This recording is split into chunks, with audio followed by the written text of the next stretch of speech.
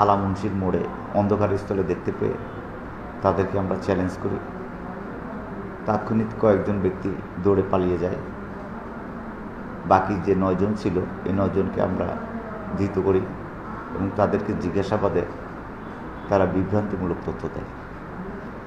আমার এখানে একজন পুলিশ সদস্য ছিলেন যিনি সাতক্ষীরায় কর্মরত রয়েছেন, আরেকজন নেভির চাকরিচ্যুত সদস্য এবং আরেকজন সেনাবাহিনীর চাকরিচ্যুত সদস্য। তাদের কারোর বাড়ি যশোর জিকরগাছা, কারোর বাড়ি ঝিনাইদহ কালীগঞ্জ, কারোর বাড়ি আলফাডাঙ্গা ফরিদপুর, কারো বাড়ি কাশিয়ানী, কারো বাড়ি লোহাগাড়ে। 4টি জেলার লোকেরা একত্রিত হয়েছে। এতে মানে আমরা বুঝতে পারতেছি যে এরা বড় ধরনের কোনো ডাকাতি প্রস্তুতি গ্রহণ করতেছিল। সব এলাকার আলা মুন্সির মোড় থেকে ধরা হয়েছিল, আর এখন কিন্তু আদালতে চালান দেওয়া হচ্ছে।